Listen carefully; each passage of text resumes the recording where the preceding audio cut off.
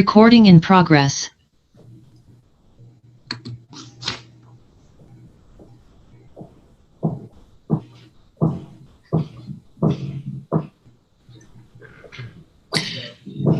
Buenos días a todos.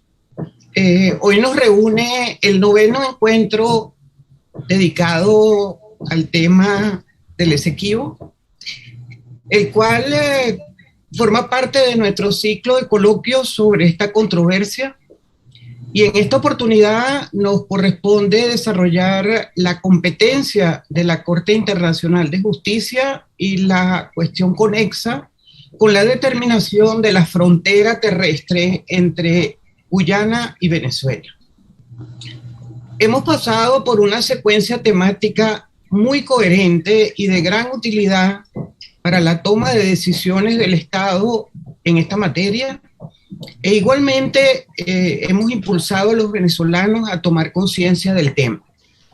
Ha sido la Academia de Ciencias Políticas y Sociales la que ha organizado desde el 6 de marzo del año pasado este ciclo de encuentros bajo el impulso y organización de nuestro académico Héctor Faúndez Ledesma, y ello ha permitido congregar un extraordinario grupo de académicos internacionalistas, profesores, abogados, politólogos, sociólogos, geógrafos, historiadores, diplomáticos, entre otros, que han puesto, digamos, con toda dedicación, presentar temas, todos con gran libertad de sus criterios y de sus estudios sobre la situación del Esequibo, y en particular ante la realidad de encontrarse el Estado venezolano llamado a juicio por impulso de Guyana ante la Corte Internacional de Justicia.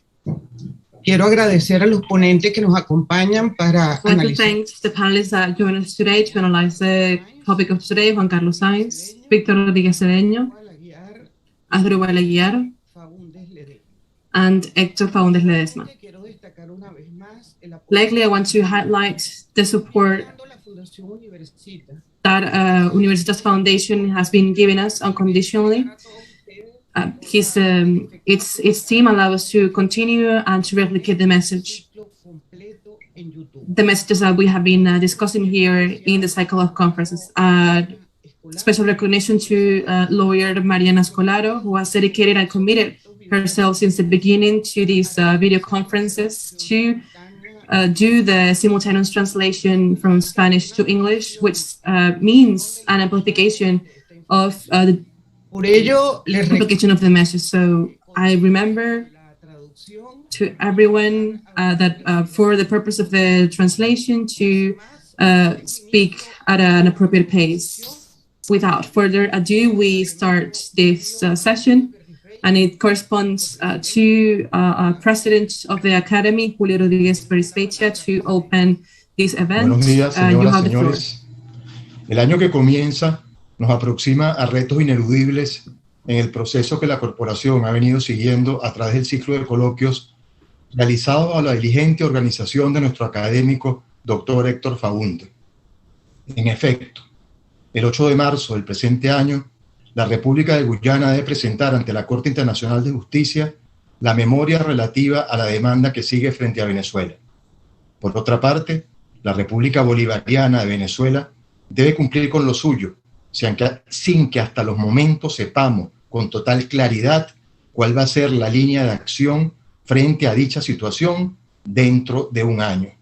No es un secreto que el tema se le presenta al país en una coyuntura internacional compleja, en la cual el actual gobierno de nuestro país no cuenta con el reconocimiento de al menos 38 países. Ante dicha situación, la corporación continúa proporcionando a través de este ciclo de coloquio toda la información requerida, expresada a través de competentes figuras nacionales y extranjeras, para proporcionar claridad con respecto a las líneas de acción que deben orientar nuestro actuar en pos de la defensa de los mejores intereses del país. Nos encontramos frente a un tema, como ha insistido la Academia a través de sus distintos comunicados, que debe ser factor de unión entre todos los venezolanos para garantizar todo un patrimonio que forma parte del ser de los venezolanos. En tal sentido, a modo ejemplificativo, queremos ratificar en el día de hoy frente a ustedes lo expresado en nuestro pronunciamiento sobre la necesidad imperiosa de defender judicialmente ante la Corte Internacional de Justicia los derechos e intereses de Venezuela sobre el territorio Esequibo. En dicho texto académico señalábamos sobre el asunto a profundizar en el coloquio de hoy.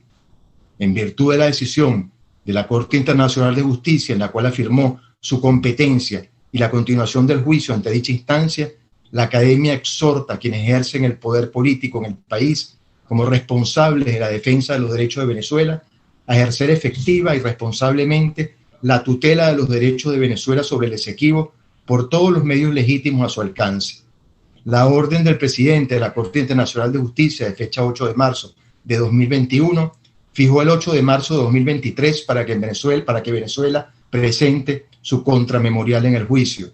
En virtud de ello, la Academia considera que Venezuela debe participar activamente en el proceso, así sea bajo protesta o reserva, a fin de desplegar en plenitud todos los derechos procesales que le asisten, en particular a rechazar los argumentos y pretensiones de Guyana, b, hacer valer los argumentos y pruebas válidas que demuestran los justos títulos de Venezuela respecto al territorio en disputa y la nulidad del laudo arbitral de 1899, c, nombrar un juez ad hoc y d, estudiar la conveniencia de contrademandar a Guyana a fin de que sea condenada a cumplir de buena fe sus obligaciones bajo el Acuerdo de Ginebra de negociar una solución práctica y mutuamente aceptable a la controversia. El texto anterior, del cual lo citado forma parte, es una manifestación de la corporación de exigir al país representado por quien ejerce el gobierno y la oposición como un todo, sin vueltas a un pasado que contiene elementos que ya no son, a pesar de su valor histórico-político, relevantes para el ejercicio de las acciones a tomar en defensa del territorio de todos los venezolanos. La Academia, en nombre del país, agradece el esfuerzo de nuestro coordinador de este ciclo de coloquios, doctor Héctor Faúndez, de nuestra moderadora académica Cecilia Sosa y de los calificados ponentes que nos acompañan hoy, Juan Carlos Sainz, Víctor Rodríguez Cedeño, Asdrúbal Aguiar y Héctor Faúndez Ledesma, en la realización de este evento que ratifica el compromiso de la corporación frente al país en una discusión que une el presente con el pasado, pero que compromete el futuro de todos los venezolanos. En tal sentido, quiero repetir las líneas con las cuales concluye el doctor Héctor Faúndez su libro sobre la controversia con Guyana.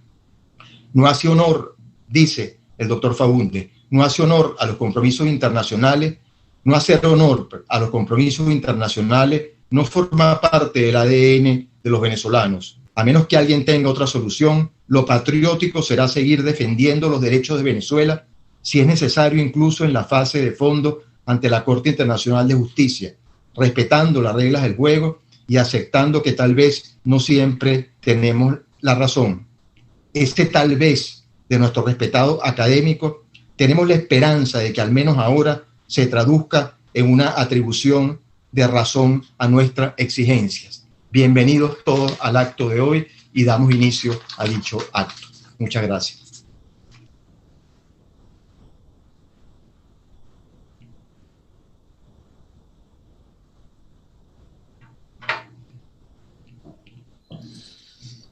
Muchas gracias, presidente Rodríguez, por sus palabras. Thank you very much, President Rodríguez. So now we're going to initiate the presentation of the topic of today. The panelists agreed to talk for 15 minutes each, which will be advised on screen. We're going to start with the participation of Juan Carlos Sainz, who I'm going to express some of his titles and academic functions in his professional career. He's a lawyer, specialist, and doctor in law with honors of Universidad Central of Venezuela. He's master of the University of Oxford in the United Kingdom. He has advanced studies of law in the University of Harvard and Academy of International Law of the International Court of Justice of The Hague.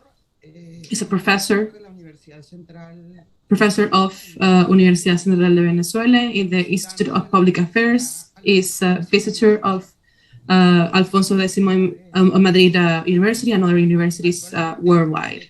Currently, he is Dean and Titular Professor of the Department of International Law of the University for the Peace in San Jose of Costa Rica. You have the floor, Professor Juan Carlos Sainz. Thank you very much, dear Dr. Cecilia. Good morning to everyone. First of all, I would like to reiterate my gratitude to the Academy of Political and Social Sciences, especially to its president, Dr. Julio Rodríguez Perez-Feitia, to our moderator today, Dr. Cecilia Sosa Gomez, and to Dr. Héctor Faúndez Ledesma for opening this space for debate and reflection that is already reaching its 9th event to discuss the various aspects of the territorial controversy over Guyana Esequibo. In this case, we must discuss the issue of the competence of international court of justice to settle this case. The competence of the tribunal is one of the differential aspects between international jurisdiction and domestic or local jurisdiction. In international law, this is an issue that is based entirely on the will of the states as an attribute of the sovereignty that they have as the main subjects of the international law. A good definition of the concept from international law was given by the Criminal Court for the former Yugoslavia in its well-known Untitled case, which says, jurisdiction is not simply a field or a sphere, best described in this case as competence. It is basically a thing in the Latin origin of the word itself, jurisdictio, a legal power and therefore necessarily a legislative power to dictate the law, dire la droit. Within this field, in an authoritative and definite manner, a restricted conception of jurisdiction may perhaps be justified within a national context, but not at the level of international law. Because international law lacks a centralized structure, it does not presuppose an integrated judicial system operating under a regulated division of labor among different courts, in which certain aspects or components of jurisdiction as a power might be centralized or assigned to one of them, but not to the others. In international law, each tribunal constitutes an autonomous system, unless it is provided otherwise. That's the decision of the Court of the former Yugoslavia of October 2nd, 1995.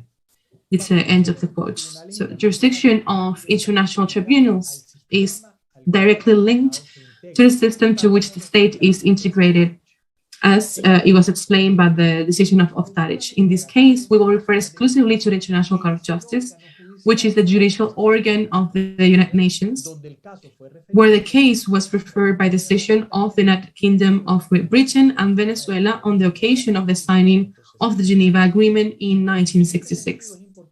In this regard, it is important to begin by making it clear that all UN member states must sign in the same act to sign the Charter of the United Nations, the Statute of the International Court of Justice.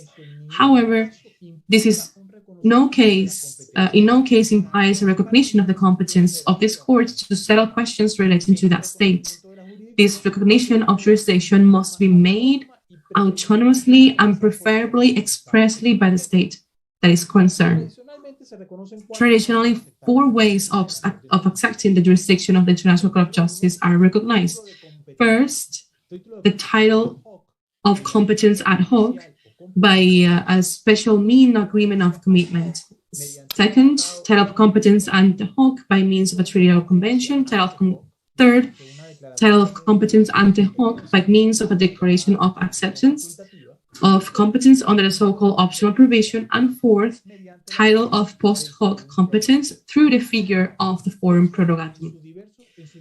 Venezuela, in its public and political speeches, always rejected the competence of the International Court of Justice, and it is an issue that requires a more calm visit to the facts of this case. The definition of Venezuelan territoriality occurred quite successively in a very short period of time. It was less than 10 years, with the 2 arbitration awards of the first one, the Queen Regent Maria Cristina in 1891 for the border with Colombia, and the Paris Arbitral Award presided by Frederick of Martins for the border with the United Kingdom in 1899. The Venezuela that emerges in the 20th century will be bore marked by the entrance of the Andean Revolution and by territorial losses that will further change the national map. The same beginning of the 20th century will see the blockage of the national coast and the intervention of customs by the European powers in such a way that the country will form an isolationist conscience in juridical matters, which the dictatorship of General Juan Vicente Gómez will try to deepen in the religion of the country. On the other hand, and this is in the aspect that is not always discussed, is that Venezuela has debating those two borders in parallel, and many of the legal arguments that it could present in the western border were not necessarily valid arguments in the eastern border, and vice versa. Thus, presenting a clear and pristine national position with respect to the position of the jurisdiction of the International Court of Justice could have been counterproductive in some of the open disputes. For example, and just to illustrate the difficulty of these parallel negotiations, while in the case of the Essequibo territory, the area under discussion is totally under the control of the negotiating state, in the case of Colombia, in the marine and submarine areas, the zone is totally under national control. This is just to mention some of the difficult situations that a government may face in the practice of negotiating for territoriality. Venezuela, when it rejected accession to the 1969 Vienna Convention of the Law of Treaties, it raised some aspects related to the case of the border with Essequibo, such as the Stoppel, but also the express recognition of the jurisdiction of the International Court of Justice to resolve disputes that might have arisen over the interpretation of the Law of Treaties. However, at the same time, Venezuela achieved in 1999, in a more diplomatic sphere, the election of an honorable member of this corporation as magistrate of the ICJ, who was Andrés Aguilar Masluet in 1933, who will be followed in 1996 was followed by an honorable member of this academy, Dr. Gonzalo Parra Aranguren. These facts may illustrate the complex situation that Venezuela was in. The Geneva Agreement, signed in 1966 in Article 4, provides that if the government parties, and I quote, have not reached agreement with respect to the choice of one of the means of settlement provided for in Article 33 of the Charter of the United Nations, they shall refer the decision on the means of settlement to an appropriate international body to be agreed upon by the two governments, or if no agreement is reached on this point, to the Secretary General of the United Nations. If the means thus chosen do not lead to a settlement of the dispute, that organ, or as the case may be, the Secretary General of the United Nations, shall choose another of the means provided for in Article 33 of the Charter of the United Nations, and so on until the dispute has been settled, or until all the means of peaceful settlement contemplated in the said article have been exhausted. In Article 33 of the UN Charter, which begins Chapter 6 of the Charter, which refers to the Pacific settlement of disputes, establishes the following, and I quote, "The parties to a dispute, the continuance of which is likely to endanger the maintenance of international peace and security, shall, first of all, seek a solution to it by negotiation, inquiry, mediation, conciliation, arbitration, judicial settlement, resort to regional agencies or arrangements or other peaceful means of their own choice." Although it is true that the list does not expressly specify the International Court of Justice, in this list, the Secretary General has the power to decide which of the listed means, in this case, judicial one, which refers to the judicial organ of the system, such as the International Court of Justice in The Hague. This decision is also in line as well with the jurisprudence that served to represent the issue, the status case of the Court for the former Yugoslavia. The International Court of Justice, in the first decision regarding the case on the Essequibo territory, or in its official denomination, Guyana and Venezuela case, produced a decision of some 37 pages where it made two decisions. The first, with a majority of 12 votes in favor and 4 against, that it had jurisdiction to hear Guyana's claim to hear the validity of the arbitral award, and the second, unanimously, that the court did not have jurisdiction to hear the facts that occurred after the signing of the Geneva Agreement. This unanimity included the ad hoc judge appointed by Guyana of Australian nationality. But let us review the way in which the court expressed itself in this decision. First, by 12 votes to 4, decides that it is competent to hear the request submitted by the Cooperative Republic of Guyana on March 29 of 2018, insofar as it concerns the validity of the arbitral award of October 3rd of 1899. The court made a complete analysis of Guyana's request and of Venezuela's defense on its capacity to exercise jurisdiction over the territorial dispute. And finally, the court concludes, the paragraph 115. For all these reasons, the court concludes that by conferring on the Secretary General the authority to choose appropriate means of settlement of the dispute, recourse to the judicial settlement by the International Court of Justice being one of the possible means, Guyana and Venezuela accepted the jurisdiction of the court. The wording, object, and purpose of the Geneva Agreement, as well as the circumstances surrounding its conclusion, support this interpretation. See paragraph 108. Accordingly, taking into account the circumstances of the present case, the consent of the parties to the jurisdiction of the court was established. End of quote of the decision. Thus, the court decided that it has jurisdiction over the case and it will exercise it as such. However, it is interesting to review the dissenting votes of the judges who did not form the majority of the decision, as well as the statements of other judges. For example, in the declaration of Judge Tonka of Slovakia, he explains that the Geneva Agreement, and I open the quote, is not a typical arbitration clause, and I end close, for bringing a case before the court. He goes on in his declaration to clarify his position when he expresses the clarity of the jurisdiction ratione materiae based on the Geneva Agreement. In paragraph 7 of the statement, Judge Tonka concludes that if the court will declare null and void the arbitral award, as requested by Venezuela, the court will find itself in need of new evidence and arguments to determine the course of the land boundary. End of quote. Judge Patrick Robinson of Jamaica, while not casting a dissenting vote, rejects paragraph 86 of the decision, in which elaborates on the effects of the object of the Geneva Agreement. In this case of the judges who disagreed with the court jurisdiction, we will briefly review the argument in the order in which they appear in the judgment. The French judge René Abrahams does not consider that the conditions for the recognition of jurisdiction by Venezuela are met. In his dissenting vote, he states that the Geneva Agreement represents a commitment for the Secretary General to choose a means of settlement provided for in Article 33 of the UN Charter mentioned already. But this does not automatically mean that the court's jurisdiction is being recognized.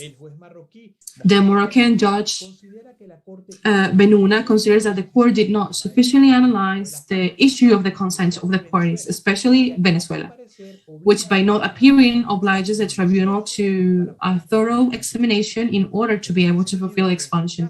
In this sense, the judge rejects that the Geneva Agreement can be a compromissory clause in the sense requested by the statute of the court. The Italian judge Gaha, who retired from the court last December, explains in his dissenting opinion the need for the means of dispute settlement chosen by the Secretary General to be accepted by the parties as a means of ensuring the resolution of the disputes in reality. To finish, the Russian judge, Kirill Gerborian, is perhaps the one who cast the largest and strongest dissenting vote against the court's decision. In his dissenting vote, he argues that the necessary elements for expressing consent to the Geneva Agreement do not exist. Of these 4 dissenting votes, only 3 will remain in the court throughout the deliberations of the Venezuela-Guyana case. And this is a very relevant case to build the strategy of Venezuela in this case. In order to adhere to the time allowed by the moderator, I would like to conclude briefly the following elements. First, the Geneva Agreement included judicial settlement of disputes and the ability of the Secretary General to choose it, if the parties could not agree on other means. Second, this negative consensus decision process was a mechanism devised by the negotiators of the Geneva Agreement, who made it clear that the dispute would ultimately end up in the International Court of Justice if the parties could not reach an agreed and negotiated decision, as indeed happened over 5 decades. To finish, third, the court decided with 4 votes against that the court had jurisdiction to hear the case. This majority has grown with the end of Judge Escaja's term and the end of Judge Benuna's term in 2024. This could make the decision of the International Court of Justice more solid in the future. I do not want to end without thanking again the Academy for the opportunity to participate in this forum, but much more importantly, to open spaces for debate on Venezuelan territoriality in time and for importance for the future of the country. Thank you very much. Muchas gracias, profesor Sainz, Thank you very much, Professor Sainz, for initiating the discussion of this topic and your precision on your presentation. It is now time for Víctor Rodríguez Cedeño to present.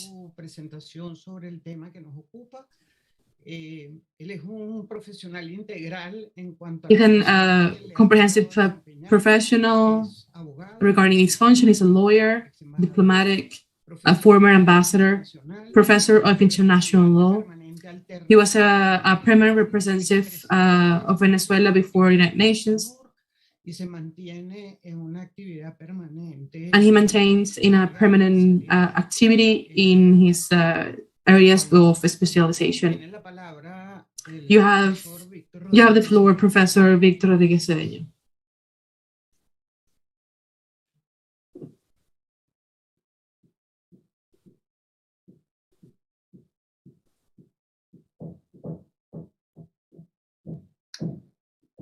Víctor.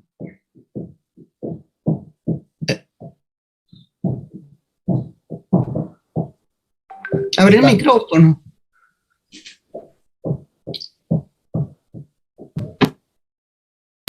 Ahora sí.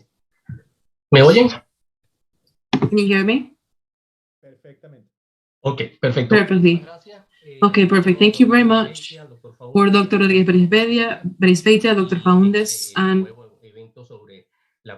to present in the event of the Essequibo controversy, and also a salute to moderator Dr. Celia Sosa and Professor Sainz and Asdrúbal. I would like to refer in this opportunity very briefly to the principle of utis possidetis iuris, its nature, its importance as a norm establishing the borders of states, especially to the preeminence of the juridical title about the effectiveness of the territory, to then conclude with the application of the theoretical aspects to the related to the consideration of the principle related to the controversy. I would like to remind that it was already said by Professor Sainz that to place this discussion in the context is the object of the claim of Guyana is the validity and of the arbitral war of 1899. But today, of course, we'll address aspects that are related regarding the no consideration of the arbitral war in the principle that it was supposed to be based. Also, as the court concludes, regarding the validity of the arbitral war, as well as the connected issues of the border between Guyana and Venezuela. I'm referring to, in principle, under universal acceptance to the jurisdiction of position of X at the value of the maps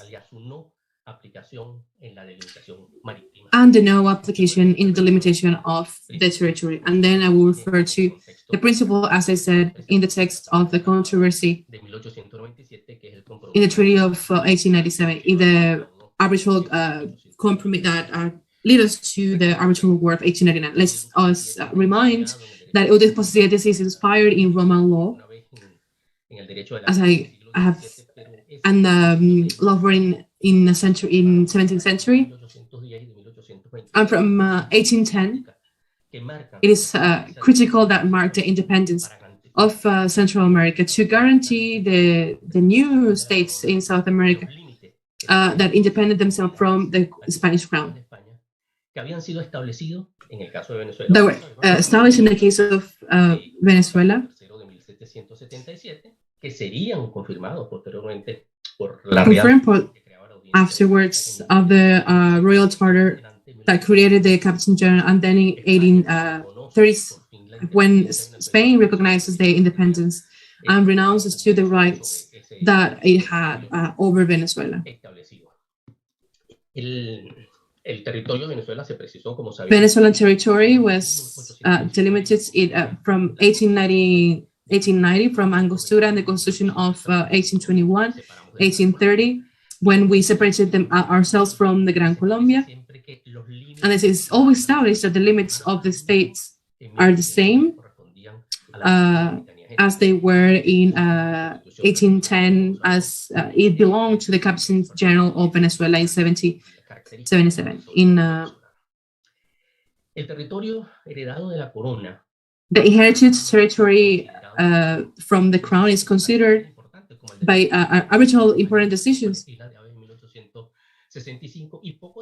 in 1965, and then in more general terms in an arbitration award of France in September of 19 that recognizes the validity of the titles that were inherited by the crown. So it recognizes the existence of the doctrinal principles and jurisdictional principles of Ius Possidetis Juris. The principle of this is it means what you possess, you will be continue to be possessing it. The objective is to guarantee for, in one hand,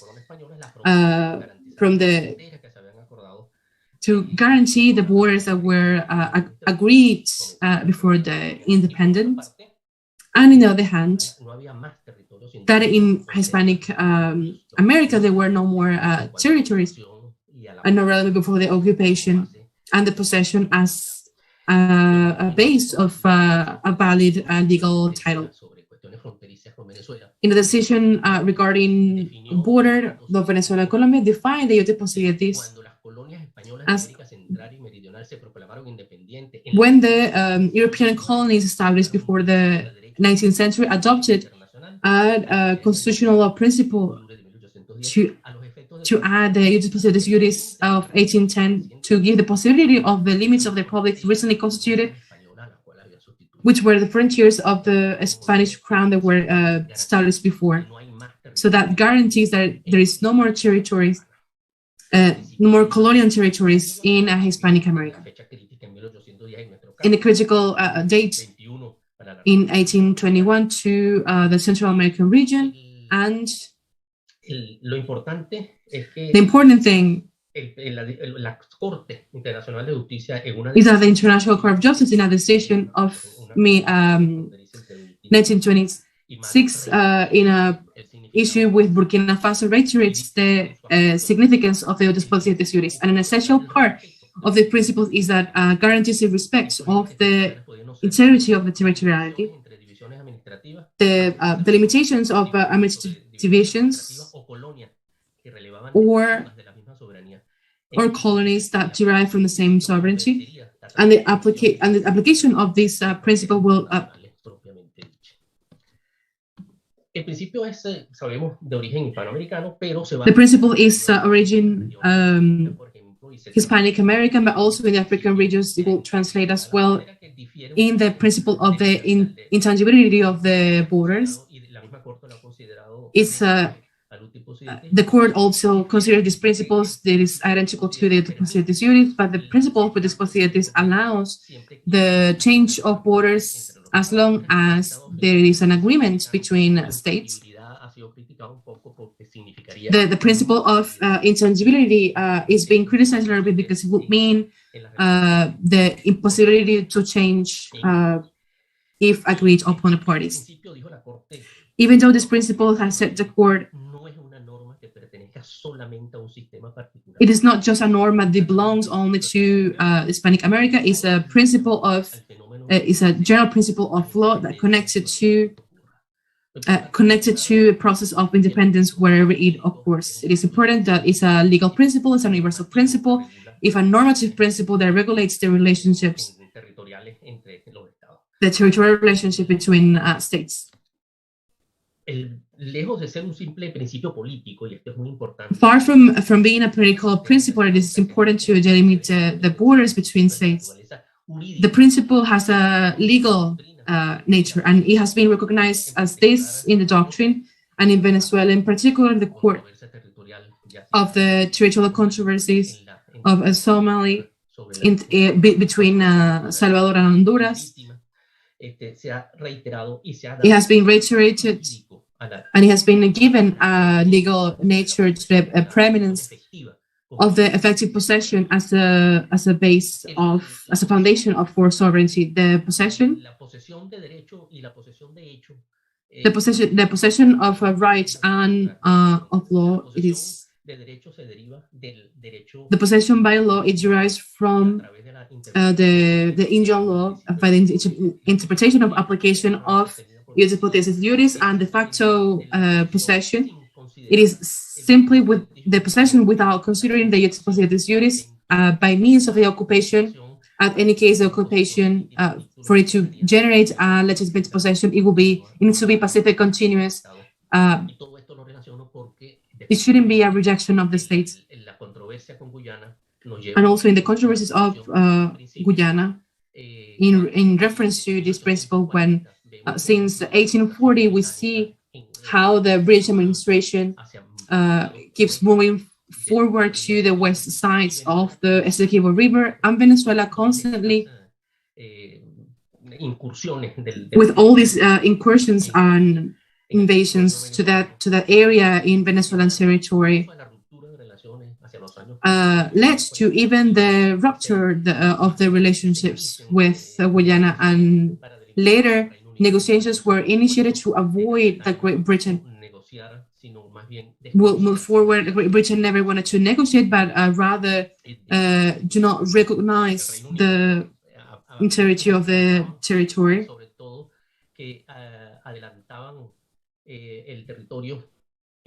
Hacia la parte oeste del río Esequibo, que era para nosotros, lo consideramos the west of the Essequibo River, that we consider the limits of the Venezuelan Republic. It is important to highlight that this principle does not apply to maritime delimitation, because it's a principle of territorial delimitation. There has been, until now, even in the controversy between Nicaragua, there's no proof, there's no evidence that the Spanish colony has assigned territory that is different to the territorial integrity. Therefore, it was decided by the decision of 2012 that the ius possietis juris principle does not apply to maritime controversy. The value of the maps is very important, because we are talking about occupation, possession, legal titularity. The use of maps is important because precisely the Great Britain, it is based in maps that they elaborated themselves to establish their borders and to penetrate in other territories. And it has been said also by the court in Honduras versus El Salvador that the maps has a very important value, but is not equivalent to a legal title.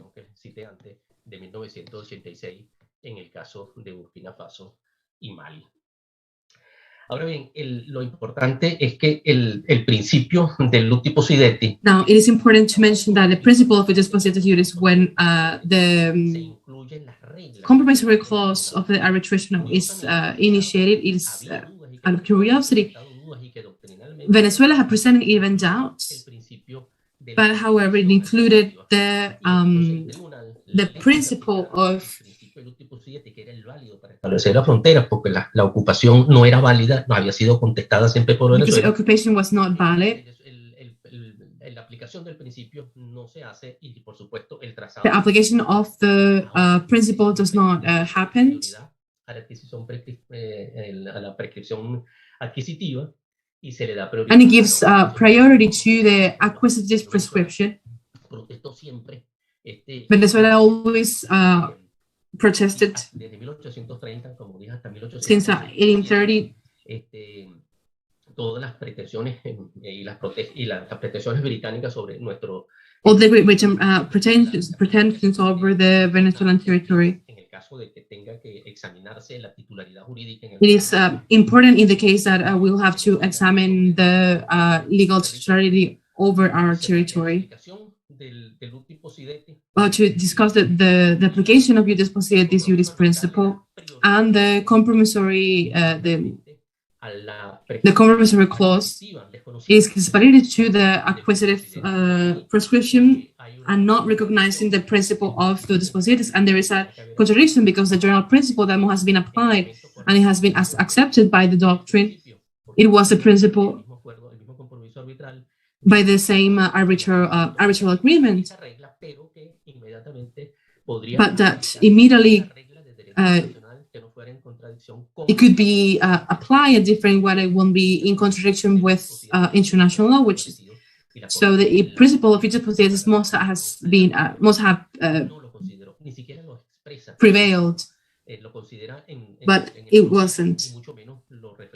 It was not reflected in the process, and it was not reflected either in the agreement. Therefore, what I want to highlight and to call to attention is that this theme. Therefore, in the case that the arbitration award is considered null and void, that is what we expect, as we need to demonstrate the application of the ius possidetis juris, and Venezuela has been the owner of this territory. And it's important to defend our interests at the moment that we have to, in a state that was it's a case that is based in the nullity of the arbitration award. So we have to gather elements to demonstrate the nullity of the award, but also demonstrate the titularity of the territory with the principle, through the principle of ius possidetis juris, through the effective possession, because Great Britain cannot defend the legitimate possession over those territories as we can do it. This is there are other areas that goes beyond these statements, but I just wanted to stress on the importance of the ius possidetis principles in regards to the arguments that are coming before the International Court of Justice. Thank you very much. Thank you, Professor Víctor Rodríguez Cedeño, for your brilliant presentation, very precise, organized, and it corresponds now Asdrúbal Aguiar to present. His curriculum is equally complex. Is a professor of international law at Universidad Católica Andrés Bello in Caracas, in Buenos Aires as well, university member of, and was the president in charge of Venezuela as well. You have the floor, Asdrúbal Aguiar. Thank you. I must begin by expressing my recognition to the Academy, and in particular to its president, Rodríguez, Héctor Faúndez, as the organizer of this series of conferences, and as well our moderator, Cecilia Sosa Gomez, to offer this space, to offer this privileged space to those also participating in this 9th Forum of the Jurisdiction of the International Court of Justice. I also salute to the professors that went before me. Given the time limit, I will not address the aforementioned related issue, which I will develop in the text that I will leave in the hands of the organizers, and on which eventually the court may resolve, either by requiring the parties to negotiate on it or by resolving it at the end, et aequo bono. I will therefore confine myself to giving you some of my thoughts on the question of jurisdiction already settled by the aforementioned Court of The Hague in its judgment of December 18, 2020. In several successive sections, which may be eliminated one by one if the following section is considered negative, the International Court of Justice decides on its jurisdiction in the light of the provisions of the Geneva Agreement. The first has to do with the object of the treaty itself, which the court considers to be the dispute or controversy according to the English text on the question of the validity of the arbitral award of 1899 and on its legal implications for the limitation of the boundary between Guyana and Venezuela. This is resolved by the court considering that although Venezuela considers the word null and void, Britain at the time under the Guyana assumed the contrary. To this effect, the court observes that Article 5, Paragraph 1 specifies that none of the provisions of the agreement shall be interpreted as constituting a total and partial renunciation by the United Kingdom, British Guyana, or Venezuela of any of the principles which they invoke to claim sovereignty over the territories that are subjects of dispute and the agreement. Next, the court asks whether or not the parties have given their consent for the court to resolve the dispute at the international judicial level by virtue of paragraph 2 of the Article 4 of the Geneva Agreement, noting that, unlike all the provisions contained in treaties or conventions that refer directly the knowledge of their issues to the judicial solution by the Court of The Hague, this time the power to decide is entrusted to a third party, in this case to the Secretary General of the United Nations. And in such order, it is asked whether or not such decision has a binding character for the parties. In this regard, Venezuela points out that the UN official can only recommend, and contrary to the opinion of Guyana, the object and purpose of the Geneva Agreement, according to its preamble, is not only to resolve the dispute, but to do so through practical, acceptable, and mutually satisfactory means by mutual agreement between the parties. And according to the Venezuelan criteria presented before the court, the choice of the means of settlement to be used by the parties is not sufficient for such recourse to this or that means to materialize. The court is of the opinion in this order that the parties gave the UN Secretary the power to choose by a decision binding upon them, as confirmed by the first sentence of Article 4, Paragraph 1 of the Geneva Agreement, which says, shall refer the decision to the Secretary General, recalling the same court that in its specific jurisprudence, it has concluded that the use of the term shall in the provisions of a convention must be interpreted as imposing an obligation on the state's parties. It invokes as a precedent for its conclusion, aided by Articles 31st and 32nd of the Vienna Convention of the Law of Treaties, the section of rules of interpretation, Venezuela's own statement in the explanatory memorandum of the bill approving the Port of Spain Protocol, considered by Congress in 1970 to suspend the claim for a period of 12 years to allow the parties to create an atmosphere of friendship and cooperation conducive to a negotiated settlement. I quote, there was a possibility that a matter of vital importance such as the determination of the means of settlement of the dispute will be beyond the control of both parties directly concerned, and that the decision will rest with an international institution chosen by them, or failing that, by the Secretary General of the United Nations. End quote. The court also adds to reinforce this argumentation what the Venezuelan Minister of Foreign Affairs, Ignacio Ibarren Borges, pointed out at the time of referring to the Geneva Agreement before the Venezuelan Congress and ratifying it, in that Guyana asked to refer such power of decision to the UN General Assembly of the United Nations, while Venezuela suggested entrusting such role to the Secretary General. The court, being demanding, not being satisfied with the above, wanted to answer whether the parties, in concrete terms, had consented to the UN Secretary General's choice of a judicial means.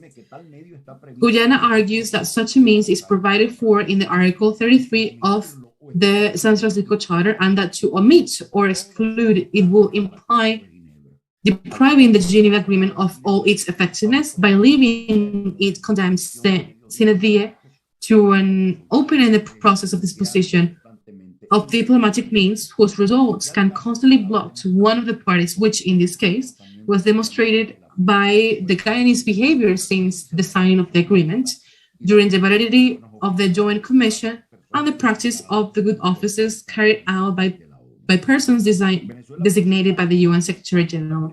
Venezuela, for its part, while accepting the provision of judicial means within the options contemplated by the aforementioned Article 33, has nevertheless argued that it is incompatible with the search for satisfactory solutions for the practical settlement of the dispute, unless the parties consent to it through a compromise.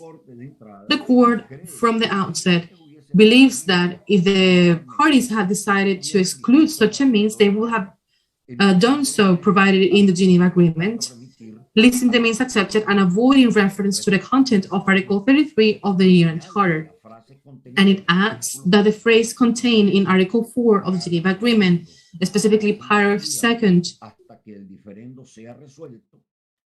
and in this way, until the difference is resolved, authorizes the UN Secretary to choose the appropriate means for the final settlement of the dispute. However, it does not ignore the court the fact that the phrase quoted and so on until the dispute has been settled. It adds another, namely, until, quote, the means of peaceful settlement provided for in the said article have been exhausted, end quote, which may suggest a gibberish with which the court itself resolved with irrefutable logic. It observed, on the one hand, that this hypothesis of not resolving the dispute in spite of having resorted to all the means provided for Article 33 invoked by the Geneva Agreement occurs if the court itself declares the arbitral award invalid without proceeding to the delimitation of the borders, which the court itself cannot do, since in this hypothesis it will be contrary to the object and purpose of the agreement. It has in mind, in such order, what is stated in the joint communique of Venezuela, Great Britain, and the Prime Minister of British Guyana, which was adopted by them when announcing the subscription of the Geneva Agreement after the negotiations held between February 16 and 16 of 1966, which will lead, according to them, to a definitive solution. This is further corroborated, according to the court, by the wording of the Venezuela ratification law, quote, with a view to resolving the disagreement between Venezuela and the Kingdom on the route of the border with British Guyana, which has been approved in all its provisions and for all relevant legal purposes, end quote. To finish, as to preliminary question, to know if there has been consent for the court to hear the case, it analyzes whether or not there is any conditions to which the UN Secretary General is normatively bound for his decision. Since Venezuela argues, on the one hand, that it must choose the means successively as indicated in the last sentence of Article 4, Paragraph 2 of Geneva, and on the other hand, that in making its selection, it must follow the practice of consulting the parties, to which Guyana stresses that the Secretary General has the power to choose one of the means as stated in the agreement. Otherwise, his participation will not be necessary in the successive nature had been established after the exhaustion of each preceding means.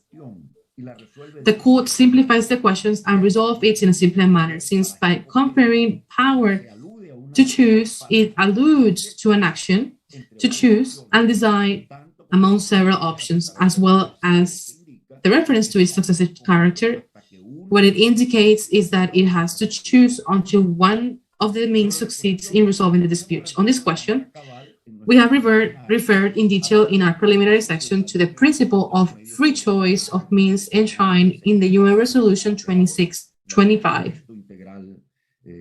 I am referring to the entirety of the text. The court itself recalls that recourse to judicial proceeding does not require, within the framework of the universal system of dispute settlement, the exhaustion of diplomatic negotiations, and invokes its own case law. In the case of the territorial border between Cameroon and Nigeria, and as to whether or not to consult the parties to decide, he points out that none of this is provided for in the Geneva Agreement. In fact, the choice of the Secretary General, according to the rules of the latter, is made when it is impossible for the parties to agree on the means of settlement of the dispute. It refers as a support the letter that Javier Pérez sent to Guyana in August 31st, 1983, only to request information once Venezuela asked him to interpose his decisive action as to the means as provided for in Article 4, Paragraph 2 of the Geneva Agreement.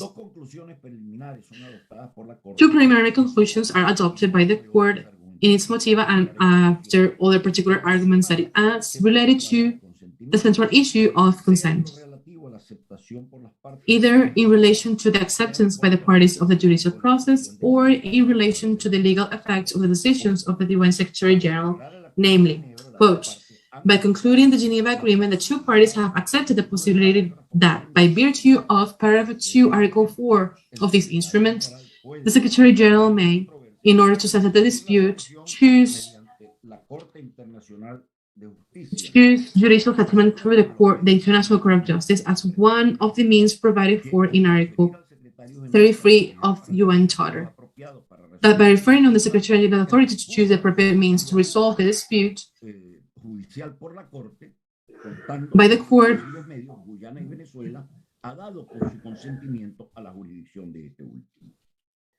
for the judicial process by the International Court of Justice being among the possible means, Guyana and Venezuela have consented to the jurisdiction of the latter. The central point to conclude is what I have already mentioned on previous occasions and before the same academy, namely that having been offered to Guyana as an alternative at the time of the drafting of Article 4 of Geneva Agreement, that the choice of the means of settlement provided for in Article 4 of the UN Charter be left in the hands of the Secretary General of the UN, to whom the Venezuelan Foreign Minister Ignacio de Borges himself assigns as his sole function to indicate to the parties so that they may use them. Guyana rejects this possibility, requesting that the General Assembly should do so in its absence. Venezuela, on the contrary, consider it inconvenient to leave such a delicate matter in the hands of a political and deliberative body accustomed to delays.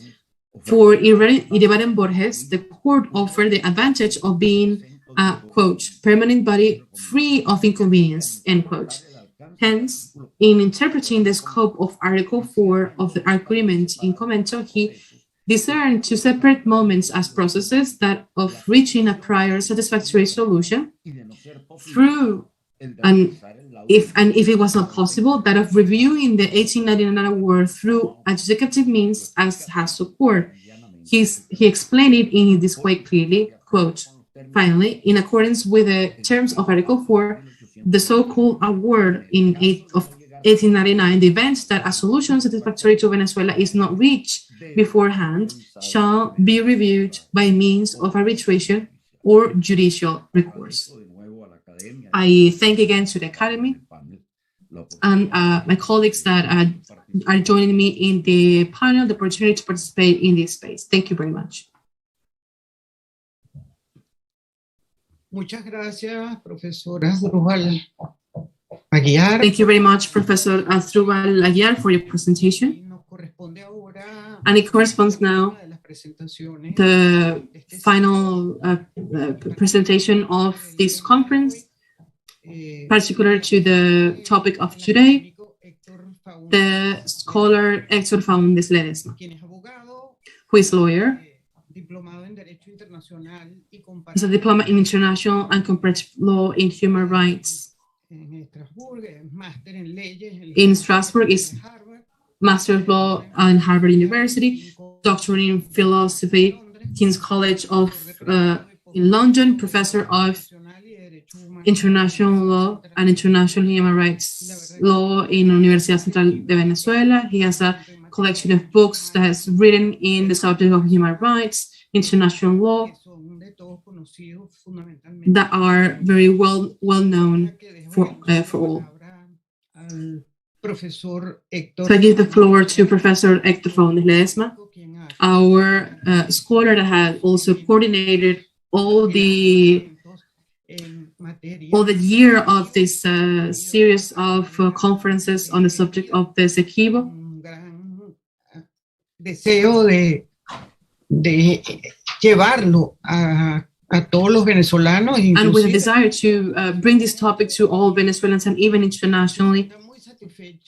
And I hope that he feels very satisfied of the constant work that he has been carried out to this purpose. You have the floor, Professor Héctor Faúndez. Thank you very much, Dr. Sosa. Distinguished friends, in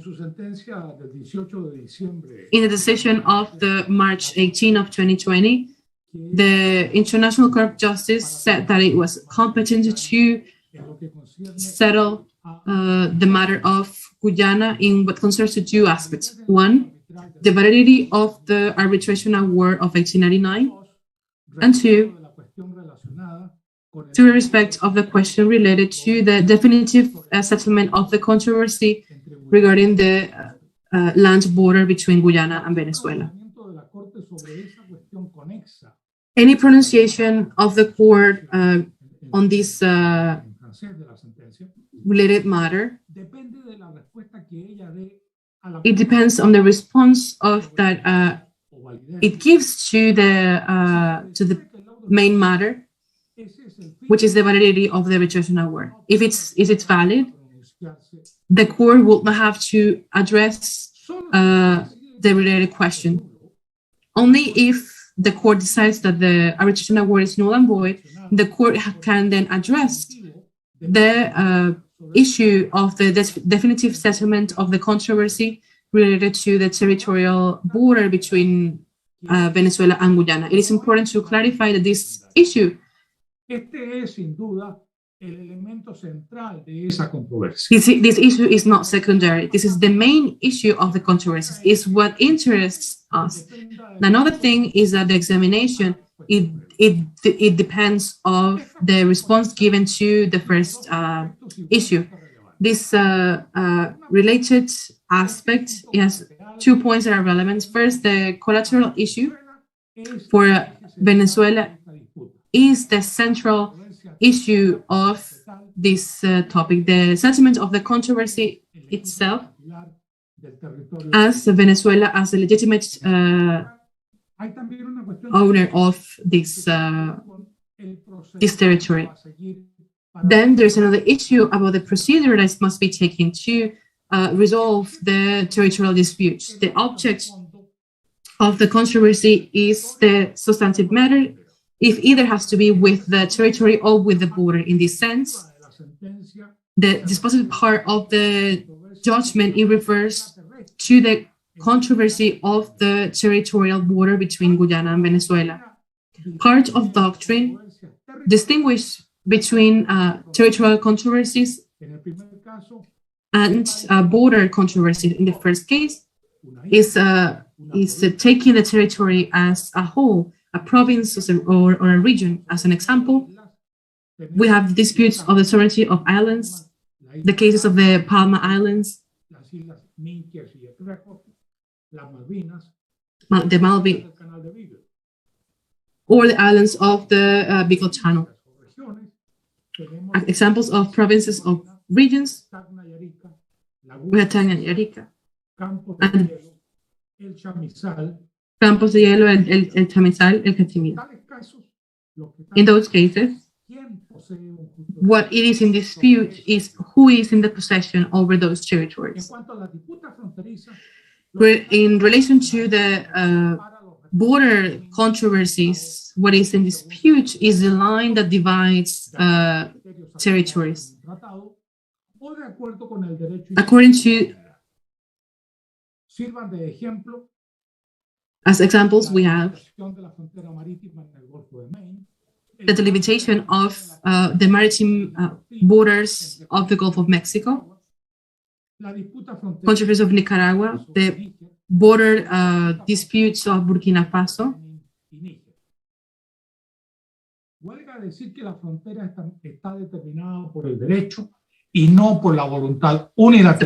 That the borders are set by law and not by the will of the parties. The border differences are usually small parts of the territory, but the territorial disputes entail mostly larger parts of the territory. In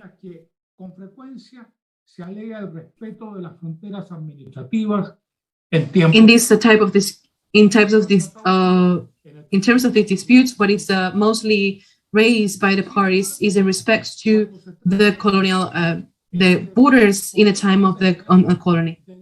But when we talk about the powers that inherit the object of the controversy relates to the issue of who is the sovereign, and not about the limitation of the borderline.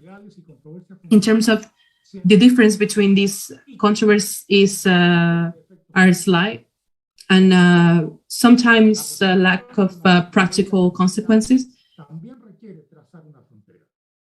because on the territorial controversies, it is required also to delimitate a line. This is why the distinction between these two controversies is very subtle. In reality,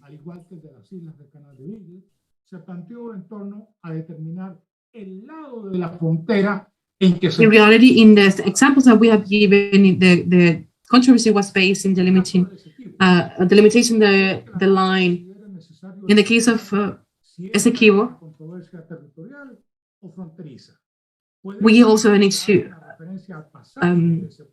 address whether this is a territorial dispute or a border dispute.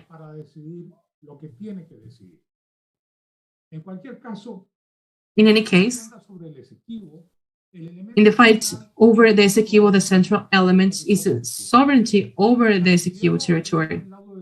The nullity of the validity of the arbitration award of Paris is a previous question. The controversy of the Essequibo is fundamentally a territorial controversy. A controversy over a large extension of territory is even larger than Belgium and Switzerland together. What is over dispute is territory larger than England and Wales, but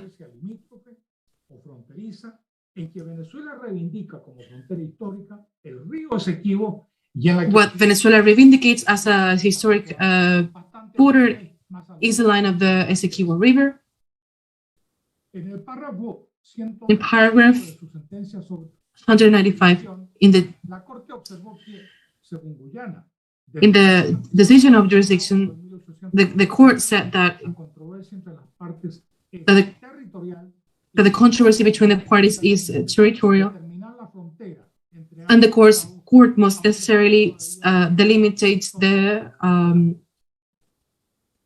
the line and the border, but previously it must decide over the validity or not of the arbitration award of Paris. If the court gets to this part, it must then decide over the titles of ownership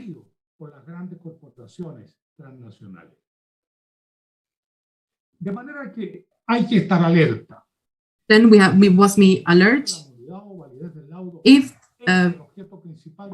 even though the determination of whether the arbitration award is valid, it is main, we cannot lose sight that the controversy of the border between two countries is an issue that can arise, and we must be prepared. The arguments of Venezuela must be prepared both to address the issue of validity of the arbitration award and then of the delimitation of the border. It will be regrettable that with the intelligence that that the representatives that have before the court from Venezuela, that if they don't address correctly the principle of fotis possidetis juris, the court decides would decide that the territory belongs to Guyana. If we use the language of Judge Hoover in the case of Palma Islands,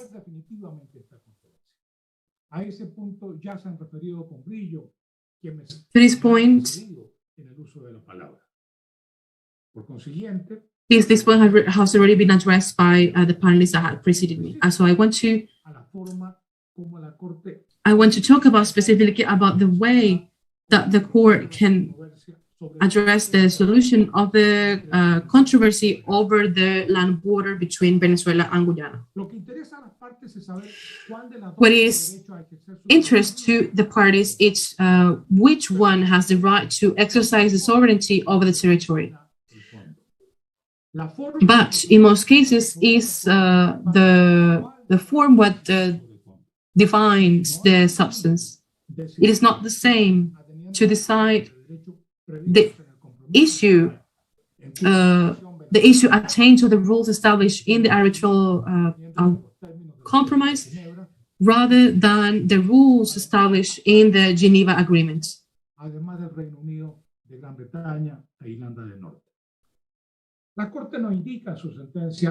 The court indicates in the decision how it's going to address the question of this definitive solution of the controversy over the borders between Guyana and Venezuela.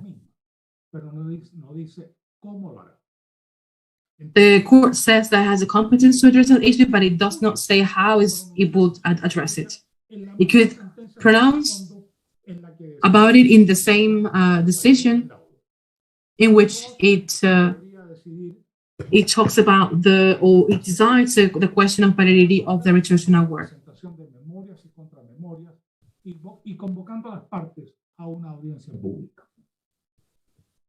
En casos en que se ha decidido que uno de los estados partes en la controversia ha incurrido en responsabilidad internacional. In the case that the court decides that either one of the parties has incurred in international responsibility, para una etapa subsiguiente en el evento de que las partes no llegaran it will open a acuerdo en la misma. It will open to a subsequent phase in the case that the parties do not agree to resolve the matter. Contra Uganda. En este caso, la Corte podría actuar de manera semejante. En cualquier caso, para decidir, in any case, to decide to la Corte puede seguir alguno de los siguientes caminos. The court can follow one of these pathways. First, the obvious one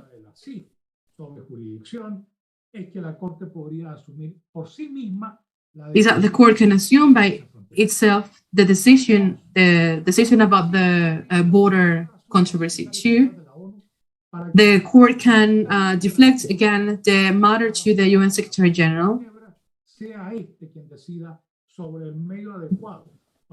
So it can respect the spirit of the Geneva Agreement.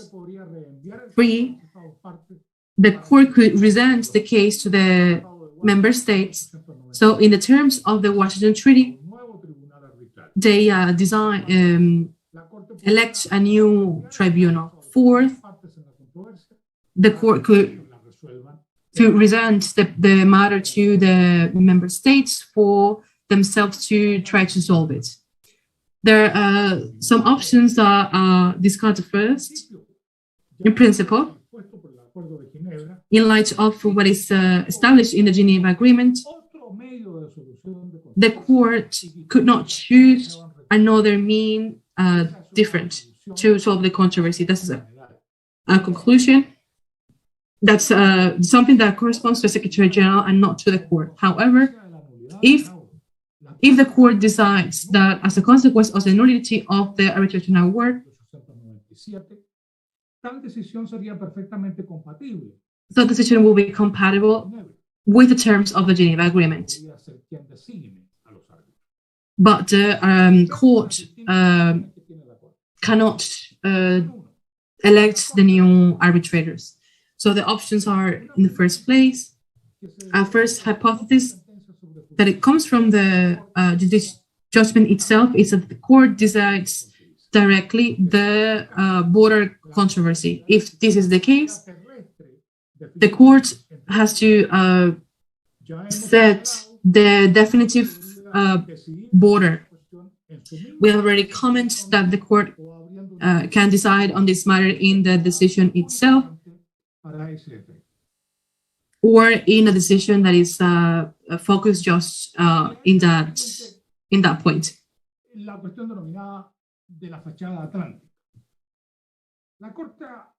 What it will be pending is the question of the so-called Atlantic facade. But obviously, according to international law, its decision will generate law and legal effects about the adjacent territories to the one that is in dispute.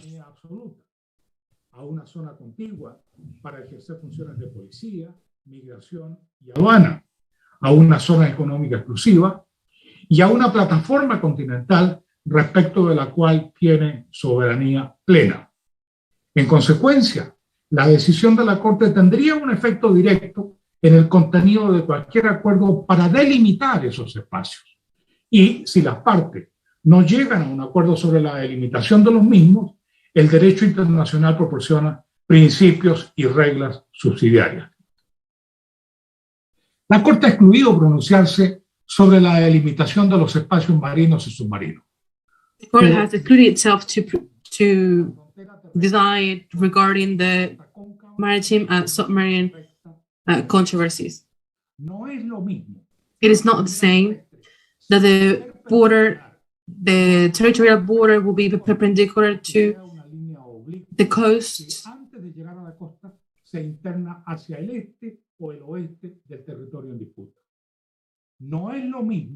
It is not the same,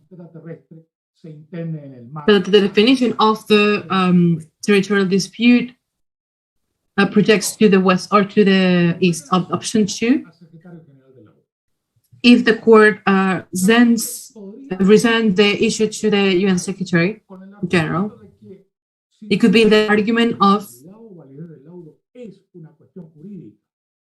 that given the nullity of the arbitration award is a legal issue, the definitive solution it is not.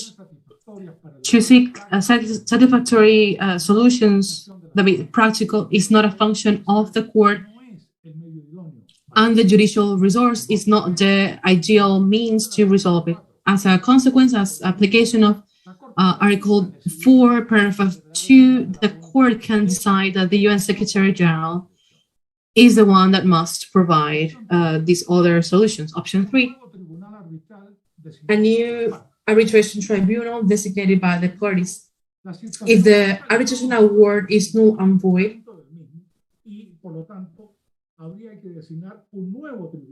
there could be a designation of a new arbitral tribunal to decide over the borders between Guyana and Venezuela.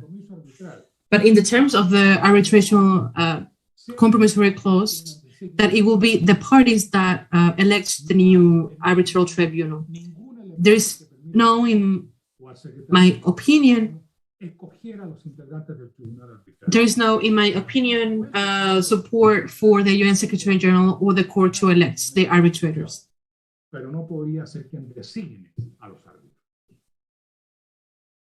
Option 4, for the parties to decide. A fourth option is that the International Court of Justice presents the controversy to the parties for themselves to resolve it in the terms of the Geneva Agreement. This option, even though it's within the options, it seems that it's not very probable it to happen.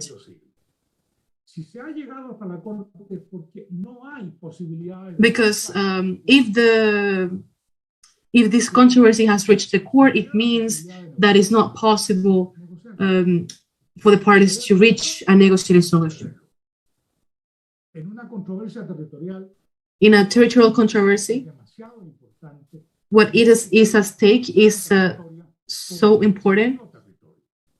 No one wants to appear in history as the one that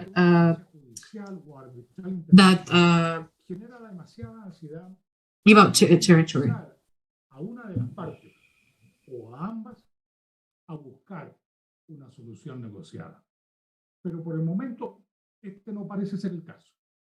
For the moment, this does not appear to be the case. Who is convinced that it's going to win in the tribunals has no motivation to negotiate. And who knows that it is likely to lose will prefer that it's a third party that decides that. Let's see now what's the applicable law to the solution of the controversy. Even in every single of the options, the court has to decide what is the applicable law to the solution of the controversy.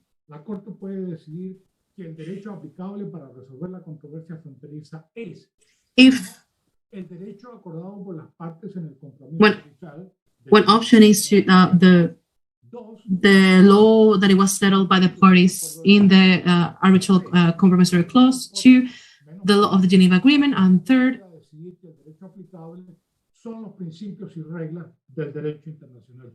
the court can say that the applicable law are the general principles of international law. So first, the law of the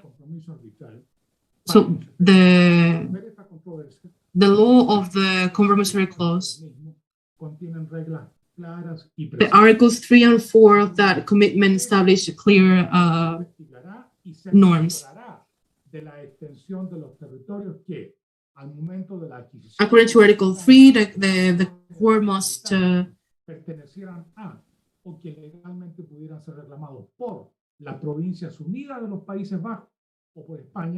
y determinará la frontera entre la colonia de Guyana Británica y Venezuela. Según el artículo 4, los árbitros... According to Article 4, the arbitrators must be sure that all the facts that they esteem necessary to the resolution of the controversy, and they will limit themselves to the following rules. A, an adverse possession or a possession over 50 years. It could be estimated that the exclusive domination of it, as well as the colonization of it, are sufficient to constitute an adverse possession. B, the arbiters can recognize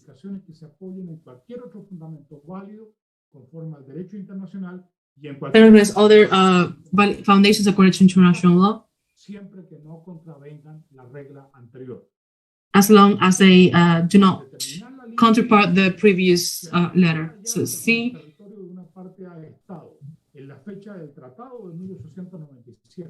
ocupado por los ciudadanos o súbditos de la otra parte, se dará a tal ocupación el efecto que, en opinión del tribunal, requieran la razón, la justicia, los principios del derecho internacional y la equidad del caso. Si tales reglas son justas o no lo son, o si tales reglas are just or not, or if those are comparable or not, that appears to be relevant. What is true is that Venezuela consented on those rules, which can have some effects in regard to the validity of that treaty.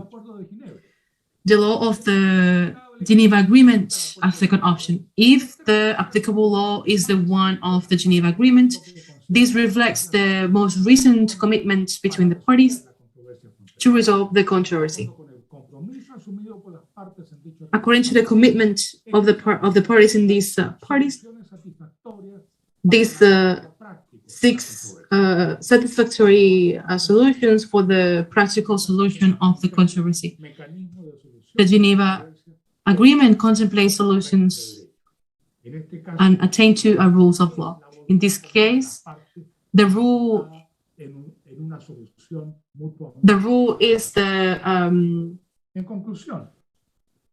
the will of the parties reflected in an agreed solution. In conclusion,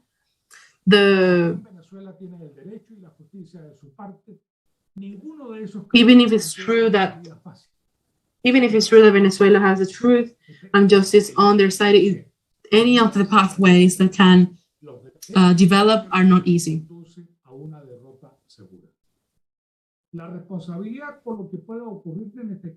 The responsibility of what may occur, it is entirely in the hands of who today directs the government of Venezuela.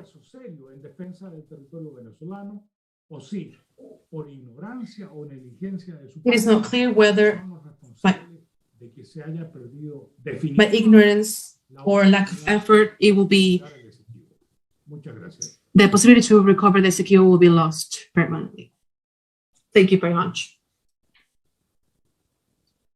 Bueno, muchas gracias, profesor y académico. Well, thank you very much, Professor and Scholar Héctor Faúndez. Quiero felicitar I really want to congratulate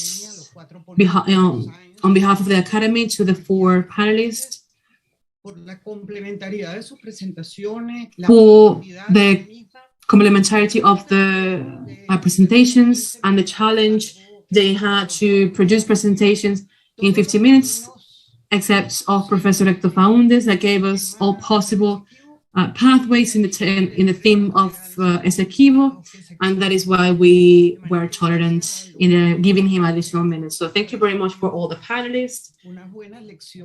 We have received a good lesson on how to address this topic in the court. Before to conclude this event, I would like to give the floor to Rafael Badel Madrid, who has an important point, especially for all that have been following us in this cycle of conferences on the Esequibo. And because of that, you have the floor, Professor Badel. Thank you very much, Dr. Cecilia Sosa. First, to congratulate the four panelists of this morning that have had an extraordinary intervention. What I want to inform is that this cycle of conferences that has been taken by the Academy of Political and Social Science by the coordination of Professor Héctor Faúndez Ledesma. It's all has been registered in the newsletter of the Academy. The Academy produces 4 newsletters per year. And since the newsletter of the trimester, April-June from the past year, we have been collecting all the presentations that have been having place in this series of conferences. Therefore, in the second trimester of the year, the other presentations will be collected, especially in April, May, and June. And then the newsletter of July, September, it has 3 events, July, August, and September, and the last newsletter, October, November, and December, it will has as well the conference from those moments. It is a pertinent opportunity to congratulate the 4 panelists of today, and please request them myself to send us their presentations by greeting. So this is so with the support of the president of the Academy, that afterwards this series of colloquiums will finish, in addition to be published in the newsletters, we are going to do a special publication in which we will gather all the events in order. And of course, the collaboration of Professor Héctor Faúndez Ledesma for the third time. I congratulate you all. Thank you very much. Thank you very much for the committee of the drafting of the newsletter as well to make this request. Thank you very much. Well, thank you very much, Scholar Badel. It is very important to inform this to all that have been following us from the past year, to have this information at hand. Following, seeing that we don't have any questions on the chat, we give the floor to the president of the Academy to conclude this brilliant event. Quería agradecerle al doctor Badel la última información, que es una información fundamental porque va a complementar las publicaciones que a lo largo de los 100 años de historia ha tenido la Academia de Ciencias Políticas y Sociales sobre el tema del Esequibo. Mi agradecimiento muy particular a la gente de Universitas, a Mariana Escolaro y al equipo de Universitas por habernos acompañado en este evento y habernos acompañado a lo largo de este ciclo de eventos. Al doctor Faúndez por haber coordinado estos eventos que se han realizado sobre el Esequibo. A la doctora Cecilia Sosa Gómez por haber coordinado el evento de hoy, haber moderado el evento de hoy, y a los señores participantes, el doctor Aguiar, el doctor Rodríguez Cedeño, el doctor Juan Carlos Sainz, el doctor Faúndez, que ahondan mucho más la información que queremos darle a los venezolanos y proyectar de alguna manera en el exterior y poner sobre el terreno esa alarma fundamental sobre la necesidad de que el gobierno venezolano defienda los intereses de todos los venezolanos, y de ese punto de vista yo creo que el país merece que el gobierno informe sobre las estrategias que se van a plantear, sobre el modo en que se va a enfrentar este problema, que no es un problema de un partido político, ni un problema de los venezolanos, sino que es un problema del país como totalidad. Muchas gracias por haber participado. Les vuelvo a ratificar el agradecimiento de la Academia a los señores participantes y su disposición siempre a colaborar con nosotros en eventos de esta naturaleza. They're willing to collaborate with us in these topics, and with this, I give closure to this event. Thank you very much, and good afternoon.